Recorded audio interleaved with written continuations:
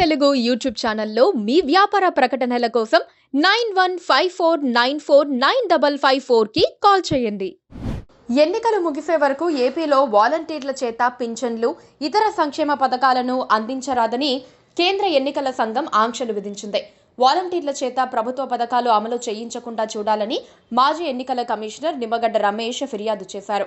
వాలంటీర్లు పాలకపక్షానికి అనుకూలంగా ప్రచారం చేస్తారని, పాలకపక్షానికి అనుకూలంగా వ్యవహరిస్తారని నిమ్మగడ్డ తన ఫిర్యాదులో పేర్కొన్నారు. అయితే నిమ్మగడ్డ చేత ఈ ఫిర్యాదు చేయించిందని వైఎస్ఆర్ కాంగ్రెస్ ఆరోపిస్తోంది. వాలంటీర్ వ్యవస్థను అడ్డుపెట్టుకుని వైఎస్ఆర్ కాంగ్రెస్ పార్టీ ఎన్నికల్లో గెలవాలనుకుంటోందన్నది టీడీపీ వాదన. వాలంటీర్ల చేత ఇంటింటికి ప్రచారం చేయిస్తున్నారని చంద్రబాబు ఆరోపణ.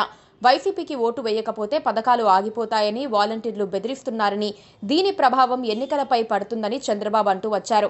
దానికి అనుగుణంగానే మాజీ ఎన్నికల కమిషనర్ నిమ్మగడ్డ చేత చంద్రబాబే వాలంటీర్లను ఎన్నికలయ్యే వరకు వినియోగించరాదని ఫిర్యాదు చేయించి ఉంటారని వైసీపీ నేతలు భావిస్తున్నారు.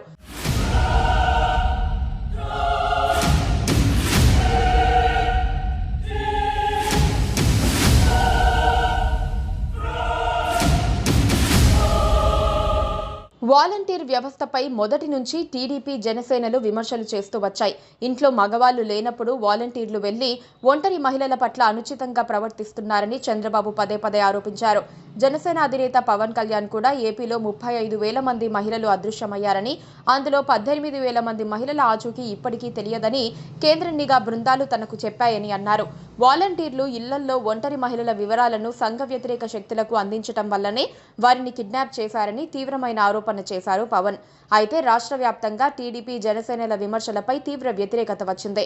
వాలంటీర్ వ్యవస్థ వల్ల ఇంటింటికి సంక్షేమం అందుతోందని, అర్హులైన పేదలకు వాలంటీర్లే పథకాలను అమలు చేయిస్తున్నారని మెజారిటీ మహిళలు అభిప్రాయపడుతున్నారు. ప్రజల్లో ఎక్కువ మంది వాలంటీర్ వ్యవస్థను మెచ్చుకుంటూ ఉండటంతో చంద్రబాబు, పవన్లు డిఫెన్స్లో పడ్డారు. అంతవరకు తాము వస్తే వాలంటీర్ వ్యవస్థను తీసేస్తామన్న చంద్రబాబు ఆ తర్వాత మాట మార్చి తాము అధికారంలోకి వచ్చినా వాలంటీర్లను తీసేది లేదన్నారు. ఏపీలో 2.5 లక్షల మంది వాలంటీర్లు పనిచేస్తున్నారు. ప్రతి నెల 1వ తేదీనే వృద్ధులు, మహిళలు, దివ్యాంగులకు వారి ఇళ్లకే వెళ్లి పింఛన్లు అందిస్తోన్న వాలంటీర్లపై ఈ వర్గాల్లో చాలా మంచి పేరుంది. అంతేకాదు ప్రభుత్వం అందించే అనేక సంక్షేమ పథకాలకు అర్హతలు ఉంటే ఎలా దరఖాస్తు చేసుకోవాలో వాలంటీర్లే చెప్పి దగ్గరుండి చేయిస్తున్నారు. ఈ వ్యవస్థకు మంచి పేరు రావటంతో వీళ్ల ప్రచారం పాలకపక్షానికి లబ్ధి చేకూరుస్తుందని విపక్షాలు కంగారు పడుతున్నాయి.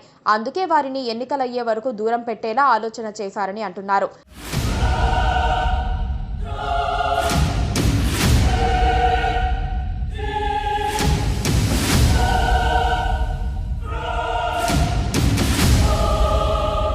టీడీపీ హయాంలో జన్మభూమి కమిటీలు ఉండేవి.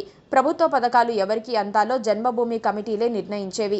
జన్మభూమి కమిటీల సిఫారసు లేనిదే పథకాలు అందేవి కావు. అయితే ప్రభుత్వ పథకాల అమలు కోసం జన్మభూమి కమిటీలు ముడుపులు తీసుకోవటం వల్లనే వారి పట్ల వ్యతిరేకత వచ్చిందని, అదే 2019 ఎన్నికల్లో టీడీపీని ఓడించిందని పరిశీలకులు అంచనా వేశారు.